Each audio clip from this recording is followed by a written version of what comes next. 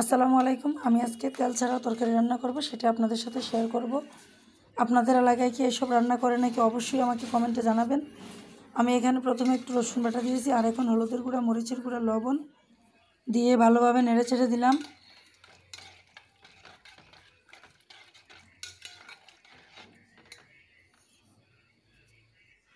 এই তো কি সুন্দর বলক চলে আসছে। এখন আমি এখানে সামান্য পরিমাণ পেঁয়াজ কুচি আর কাঁচামরিচ দিয়ে দিব, আর ফ্রিজে রাখা জলপাইগুলো দিয়ে দিলাম। এই রান্নাগুলো আগে দেখতাম আমার মা সব সময় করতো। আমার দাদা একটু বয়স্ক মানুষ ছিল, উনি এগুলো খুব পছন্দ করতেন। আবার ঝোলও রান্না করে, কলাকচু পাতা দিয়ে ঝোল রান্না করে, করলার ঝোল। এই রান্নাটি সত্যি অনেক মজা। আর এখানে এখন আমি একটু ভাতের মাড় দিয়ে দিলাম, যাতে তরকারির ঝোলটা একটু গাঢ় হয়। গাঢ় হলে তরকারিটা খেতে খুব মজা হয়। আপনি এই তরকারিটা দিয়ে অনায়াসে 2 থেকে 3 প্লেট ভাত খেয়ে ফেলতে পারবেন। আর এখন আমি শিলপাটাতে পেঁয়াজগুলো আর কাঁচামরিচগুলো একটু আদা বাটা করে নিলাম।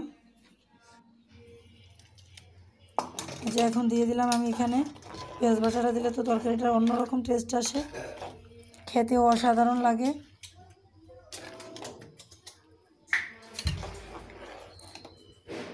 আমাদের এলাকায় এই রান্নাটা সব সময় চলে, আমরা খুব মজা করে খাই। এবার আমি ধনেপাতা দিয়ে দিলাম। তরকারিটা হয়ে গেছে।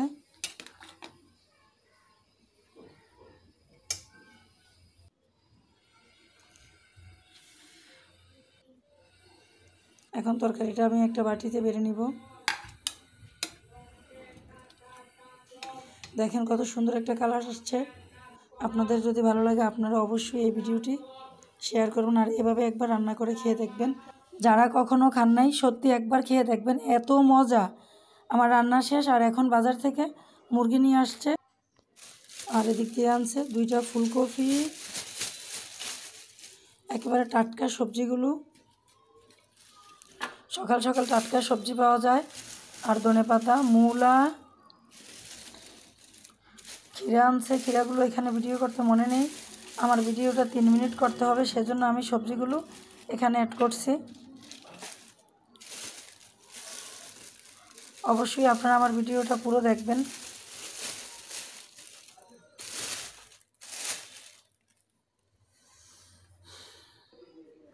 ভালো লাগলে অবশ্যই ভিডিওটি শেয়ার করে দিবেন।